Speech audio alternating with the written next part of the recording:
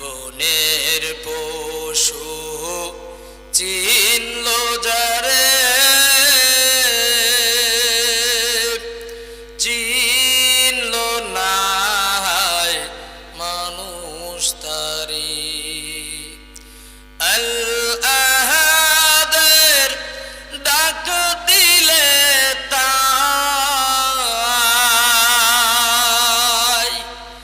আল্লাহ পাকের ডাক দিলে তাই, তায়েববাসী পাথর মারে, চিনল না মানুষ তারে।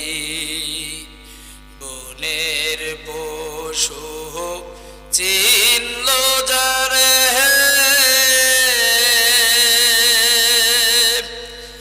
চিনল না মানুষ তারে, চিনল না মানুষ তারে। কথা বলেন ঠিক কিনা? কিন্তু দুঃখজনক হলেও সত্য কথা আমরা দেখতে পেয়েছি, ফেসিবাদ হাসিনার জামানায় তার সময় আমলে আমাদের মতো ছোট্ট ছোট্ট মানুষদের বুকে পুলিশ প্রশাসনের ভাইয়েরা গুলি করে আমাদের রক্ত দিয়ে আল্লাহর জমিনটারে লাল করে দিয়েছে। কথা বলেন ঠিক কিনা? কিন্তু এখন হলো মজার ব্যাপার, এই ফেসিবাদ সরকার হাসিনা ভারতের দিল্লিতে পালাবার পরেও ওই ভারত থেকেই আবারও আমার রাসূলকে গালমন্দ করা হয়েছে। কথা বলেন ঠিক কিনা?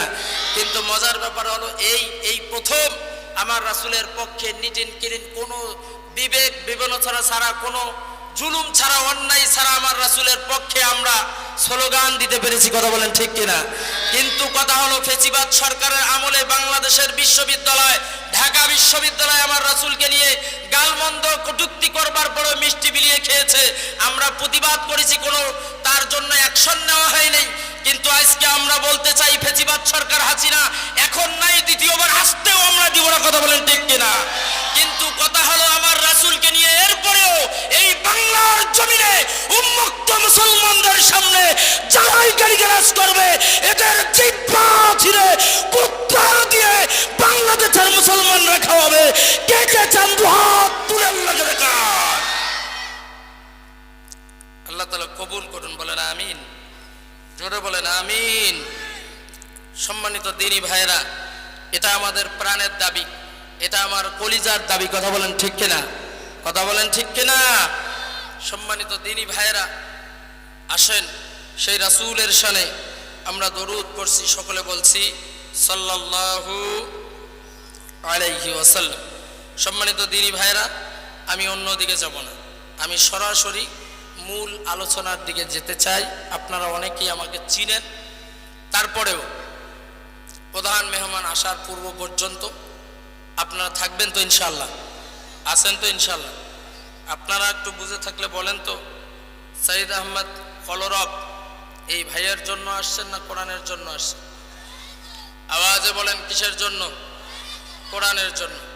এজন্য বলছি, যারা বাইরে ঘোরাফেরা করছেন, কোরআনের সম্মানে, কোরআনের মহাব্বতে, কোরআনের ভালোবাসায় মেহেরবানি করে এই মাহফিলে এসে বসে যাবেন ইনশাআল্লাহ। সম্মানিত দিনী ভাইরা, আমি আপনাদের সামনে কোরআনুল কারীমের সূরাতুল বানী ইসরাঈল, নাম শুনেছেন? আওয়াজে বলেন, নাম শুনেছেন? সূরাতুল বানী ইসরাঈলের আপনাদের সামনে আমি 23 নম্বর আয়াতে কারিমের অংশ বিশেষ তেলাওয়াত করেছি। এই অংশ বিশেষের ভিতরে আল্লাহ সুবহানাহু ওয়া তাআলা দুইটি কথা বলেছেন। কয়টি কথা? আওয়াজে বলেন, দুইটা। এই দুইটা আমল যে আল্লাহর গোলাম করতে পারবে, তার বাস্তব জীবনে মেনে চলতে পারবে, আল্লাহ সুবহানাহু ওয়া তাআলা কিয়ামতের ময়দানে তার ওই গোলামটারে বিনা হিসাবে জান্নাত দিবে। সুবহানাল্লাহ। আমল কয়টা? পালন করতে রাজি আছে না নাই? আওয়াজে বলেন আছে না নাই? সম্মানিত দিনী ভাইরা, আল্লাহ পাক রব্বুল আলামিন চমৎকার করে বললেন, আমার গোলামেরা, ওয়া ক্বাদা রাব্বুকা আল্লা তা'বুদু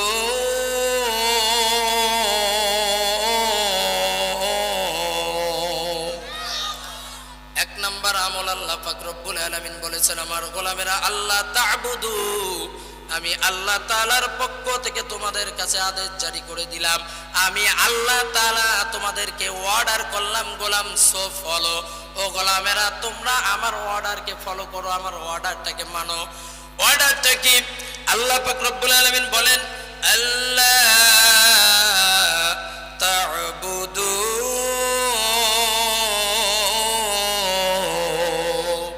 ও গোলাম তোমরা আমি আল্লাহ ব্যতিরেকে অন্য কারো কাছে মাথা নত করবা না। কথাকার কথাকার ও মুসলমান ইমানদার বুঝে থাকলেন, মুসলমানদের মাথা একমাত্র কেবলমাত্র নত হবে কার কাছে?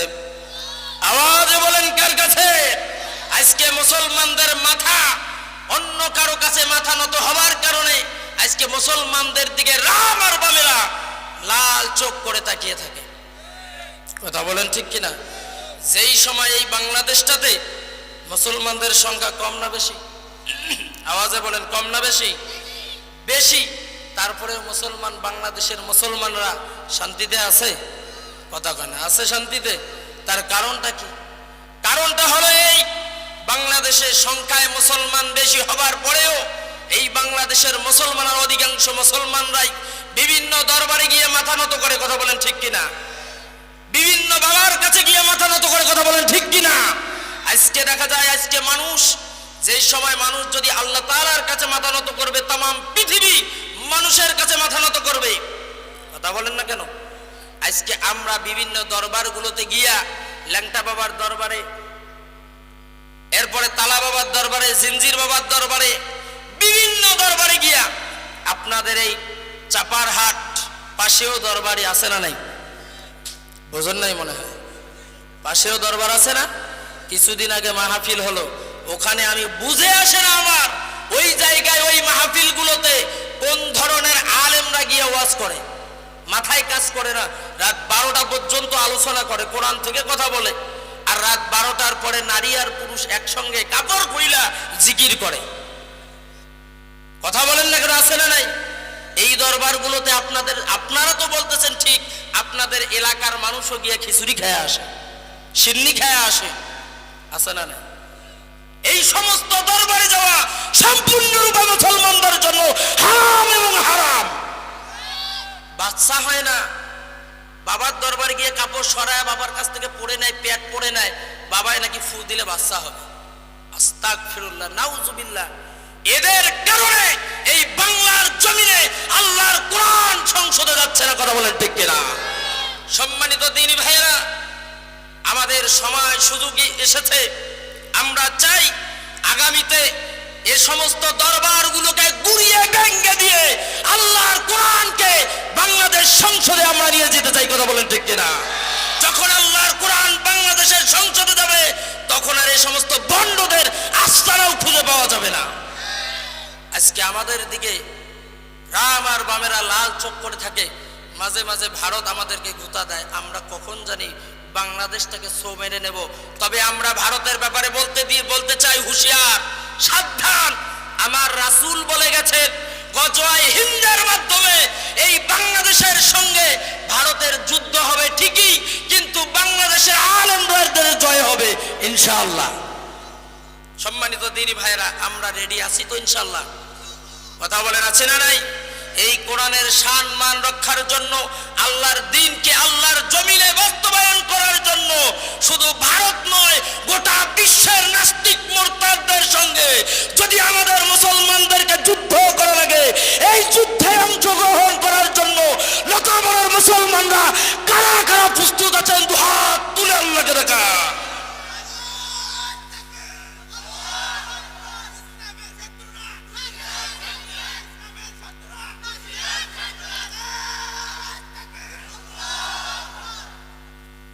সকলে বলেন আমিন। আল্লাহ তাআলা কবুল করুন, বলেন আমিন। সম্মানিত দ্বীনি ভাইয়েরা, আজকের ওয়াজগুলো একটু মুখস্থ করে বাড়িতে নিয়ে যাবেন, একটু খেয়াল করেন। প্রথম কথা, মুসলমানরা একমাত্র কেবলমাত্র শুধুমাত্র মাথা নত করবে কার কাছে? কথাকার? আমি মোল্লার না আল্লাহর? আওয়াজে বলেন কথাকার? তাহলে এটা ভালো করে বুঝে নেন, আল্লাহ তাআলার কাছে আমরা একমাত্র কেবলমাত্র শুধুমাত্র মাথা নত করব, অন্য কারো কাছে আমরা মাথা নত করব না। সম্মানিত ভাইরা, আমি আপনাদের সামনে ছোট্ট একটা ঘটনা তুলে ধরি আমার রাসূলের সাহাবায়ে কেরামদের মধ্য থেকে। আমার দ্বীনি ভাইরা, আপনারা নাম শুনেছেন, অনেকবার এই ঘটনাগুলো শুনেছেন, তারপরে ওই ইতিহাস যখন বলা হয়, ইতিহাস যখন পড়া হয়, ইতিহাস যখন শোনা হয়, তখন ঈমানকে বৃদ্ধি করে দেন তিনি কি? আওয়াজে বলেন তিনি কি? তবে অন্য কোনো ইতিহাস নয়, আমার রাসূলের ইতিহাস, সাহাবায়ে কেরামদের ইতিহাস যদি আমরা পড়ি, শুনি, বলি, এখান থেকে আমাদের শিক্ষা আছে না নাই? আজকে দেখেন, মুখে বলি মুসলমান, আমরা মুখে মুসলমান, এখন বলতেছি কারা কারা ইসলামের জন্য জীবন দিতেও রাজি, আমরা হাত তুলে দিলাম, কিন্তু যখন পুলিশ এসে আমার বাড়ির সামনে দাঁড়ায় হুজুর, তখন আমরা বলি স্যার আমি নই ওরা, আমি তো এগুলো ছিলামই না। কথা কয় না? তবে লতাবড়ের মানুষ আলহামদুলিল্লাহ অনেক ভালো। কালীগঞ্জের ভিতরে লতাবড়ের মানুষের একটা ইসলামের ভালোবাসা বেশি না কম? লতাবড়ের মানুষ, আপনারা আওয়াজে বলেন কম না বেশি? ইসলামের প্রতি আপনাদের ভালোবাসা কম না বেশি? বেশি। আলহামদুলিল্লাহ, আলহামদুলিল্লাহ। অনেক ভাই এই লতাবড়ের, অনেক ভাই ফ্যাসিবাদ হাসিনা সরকারের আমলে জেলে গিয়েছে। কথা কয় না? ধর্ষণ করে গেছে, কারো জমি মারি দেখে আইল ফেলি গেছে, একটাই অপরাধ, ইসলামী আন্দোলন করবার কারণে। কথা কয় না? এই কোরআনের কথা শুনে, কোরআনের কথা বলে, আল্লাহর জমিনে আল্লাহর কোরআন বাস্তবায়ন হোক, এইটা চাওয়ার কারণে জেলখানায় গিয়েছে। কথা বলেন ঠিক কিনা? সম্মানিত দ্বীনি ভাইয়েরা, আপনাদের সামনে একটা ইতিহাস তুলে ধরি। আল্লাহর রাসূলের একজন সাহাবী, নাম হলো আব্দুল উজ্জা, কোন রকম একটা ছোট্ট কাপড় পরে আল্লাহর রাসূলের সামনে গিয়েছেন। আল্লাহর পয়গম্বর ডাক দিয়ে বললেন, ও আল্লাহর গোলাম তুমি কে? তোমার এই অবস্থা কেন একটু জানতে চাই। আল্লাহর গোলাম আব্দুল উজ্জা ডাক দিয়ে বললেন, নবীজি, ইয়া রাসূলুল্লাহ, ইয়া হাবিবাল্লাহ, আমার নাম হলো আব্দুল উজ্জা, কেন এসেছো? তোমার এই অবস্থা কেন? তোমার পরনে কাপড় নাই, এত শর্ট কাপড় পরে এসেছো, তার কারণটা কি আমি তোমার কাছ থেকে জানতে চাই। আব্দুল উজ্জা ডাক দিয়ে বললেন, নবীজি, আমার এই ঘটনা যদি আপনি জানতে চান গো নবী, তাহলে শুনুন। ওগো আল্লাহর পয়গম্বর, আমি থাকি আমার চাচার বাড়িতে, আমার কোনো কিছুর অভাব ছিল না, কোনো কিছুর অভাব ছিল না, কাপড় চোপড়ের অভাব নাই, খাবার অভাব নাই, সম্পদের অভাব নাই। নবীজি, সবই আমার ছিল। আল্লাহর পয়গম্বর বলল, তোমার যদি সবই থাকে তাহলে আজকে এই অবস্থা কেন? আব্দুল উজ্জা ডাক দিয়ে বললেন, নবীজি, আপনার কথা অনেকবার শুনেছি, আপনার সত্যবাদিতার কথা আমার অনেকবার শুনেছি, আপনি অত্যন্ত ভালো মানুষ, আপনার কথা আমি অনেকবার শুনেছি।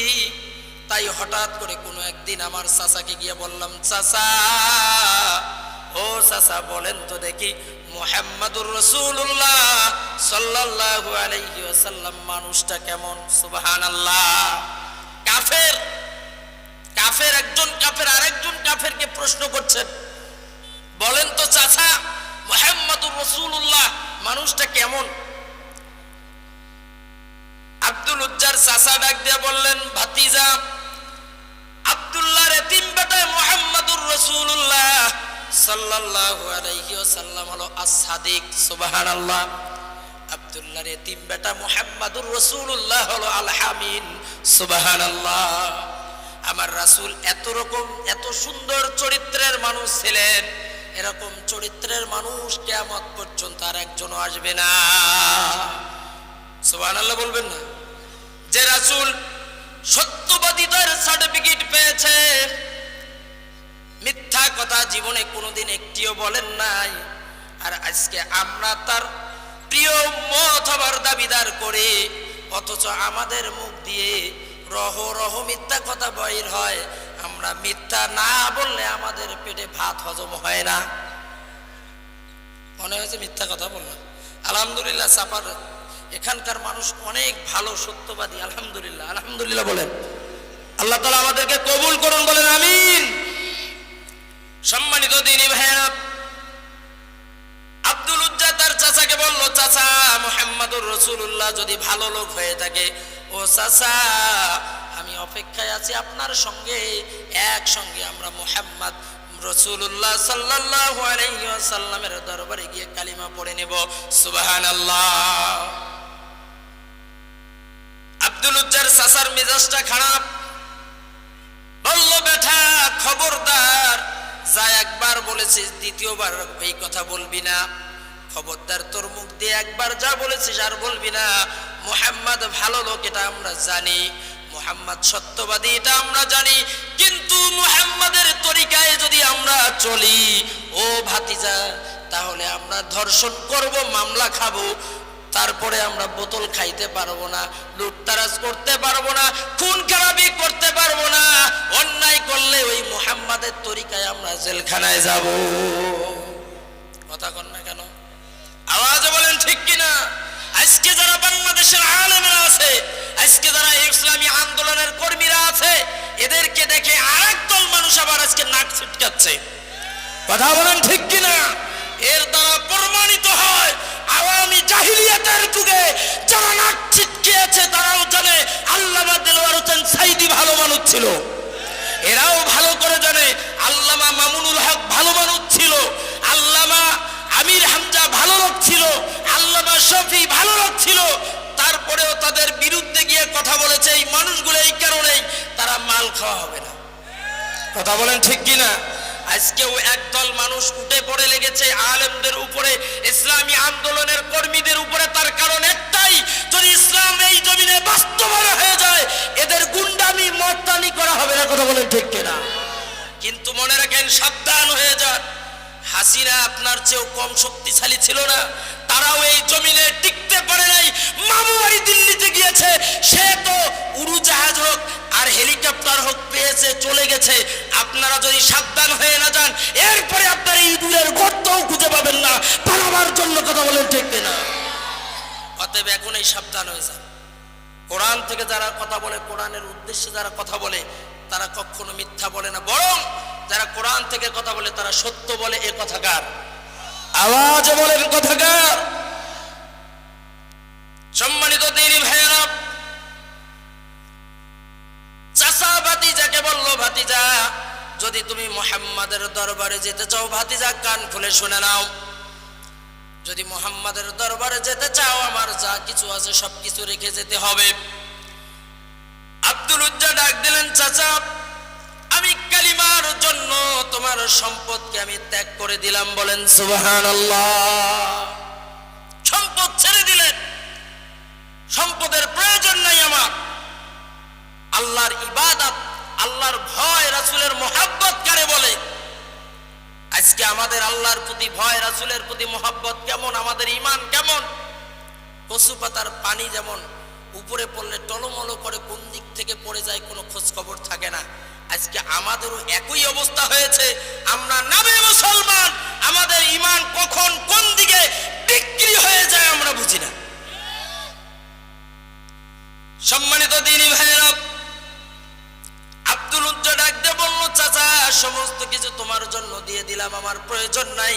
ইসলামের জন্য তোমার এই সম্পদ কেন, আমি আব্দুল উজ্জা ইসলামের জন্য আমার জীবনটাকেও দিতে পারি। জোরে বলেন না আল্লাহু আকবার।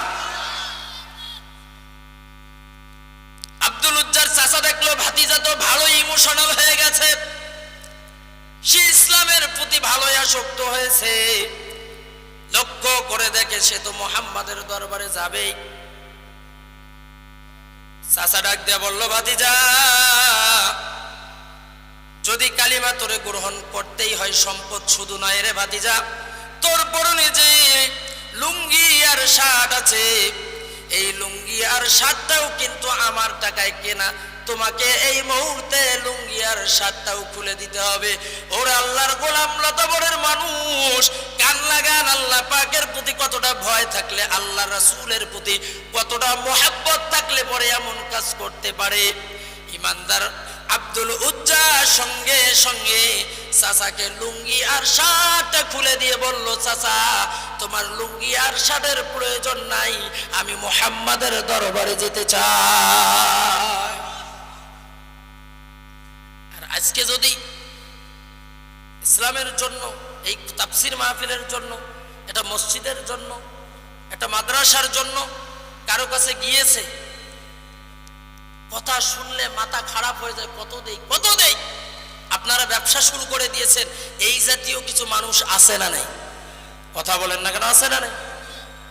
কোরআনের মাহফিল হচ্ছে, এখানেও ব্যবসার তকমা লাগিয়ে দেয়, এরাও নামধারী মুসলমান। আপনাদের এলাকায় নাই, আমার কালীগঞ্জে আছে আলহামদুলিল্লাহ। এ ভাইজান, আপনার পায়ে হাত রেখে বলি, যখন মসজিদ মাদ্রাসা, যখন এই কোরআনের মাহফিল গুলোর জন্য আপনার কাছে যাবে, হাত পেতে দিবে, বিশ্বাস করেন ওই হাত হাত থাকে না, বরং ওই হাতটার সঙ্গে আমার আল্লাহ তাআলার কুদরতি হাত থাকে। সুবহানাল্লাহ। আপনি কেমনে ফিরাইয়া দেন এই হাত?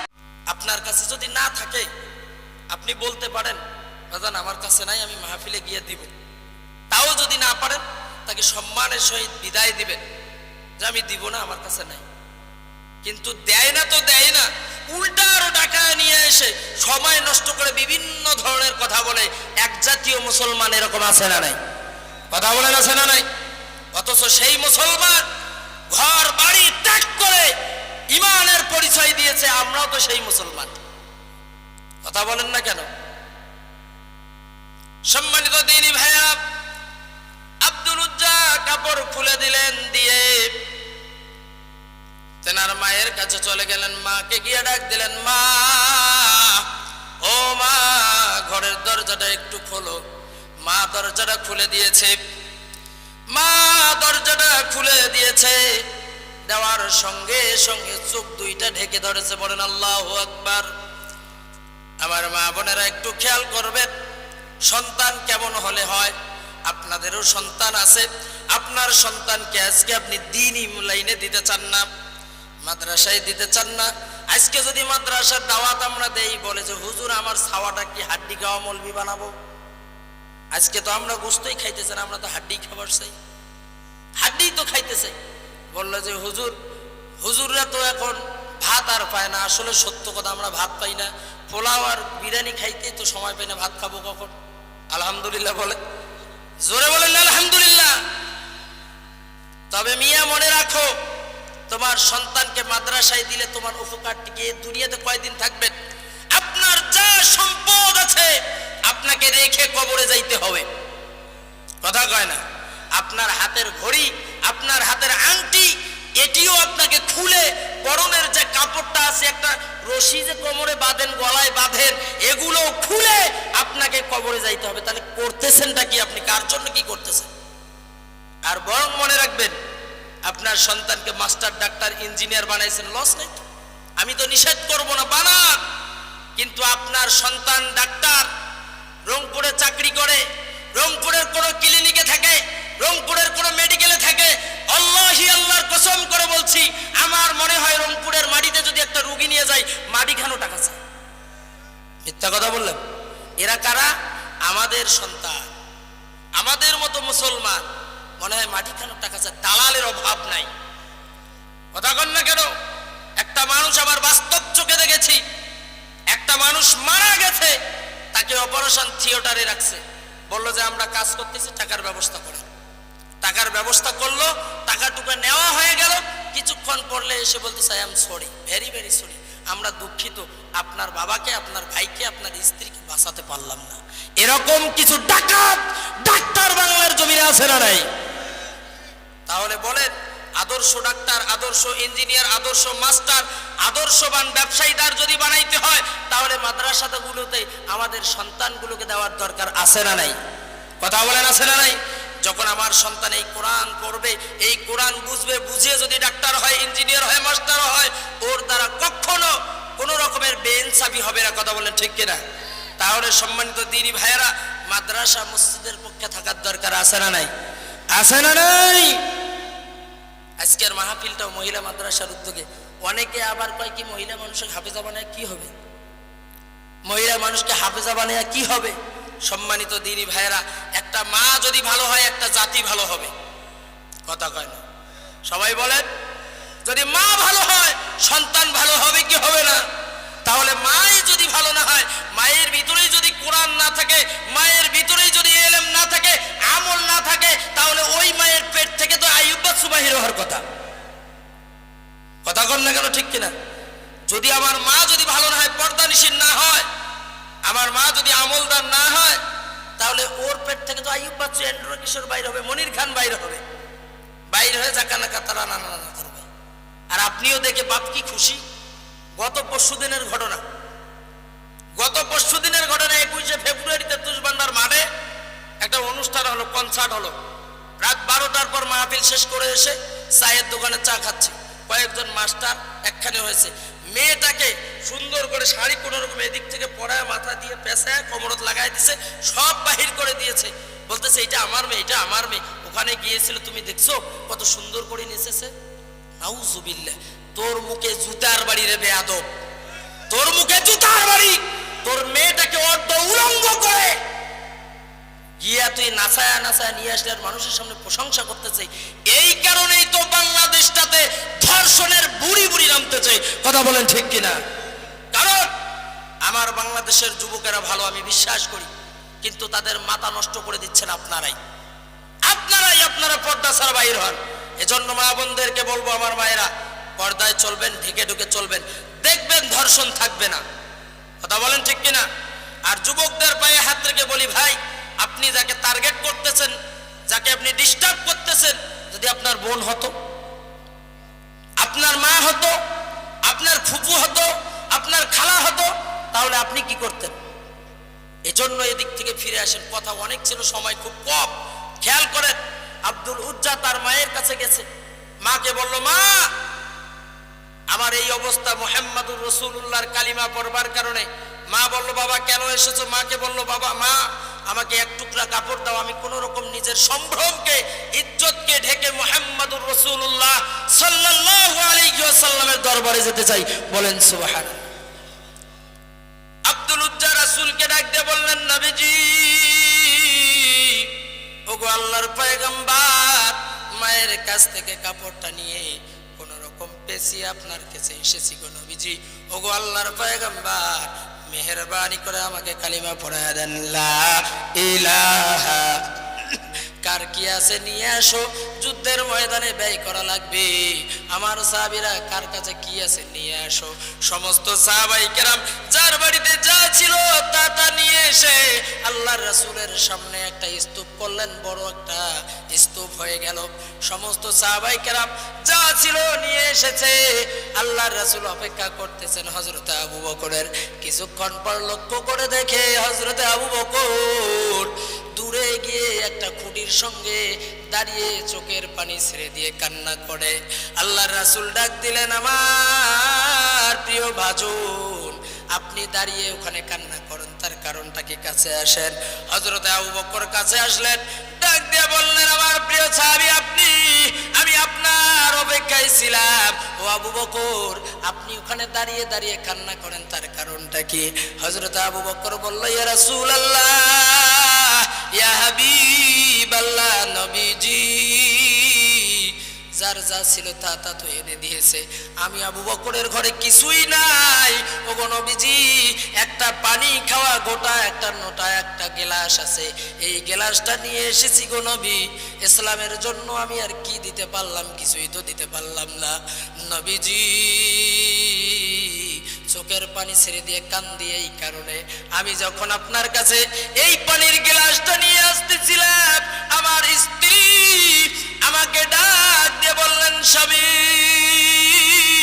আপনি ওই তাবুকের যুদ্ধের জন্য অংশগ্রহণ করেছেন, একটা বদনা আপনার ঘরে ছিল, এটা নিয়ে যাচ্ছেন।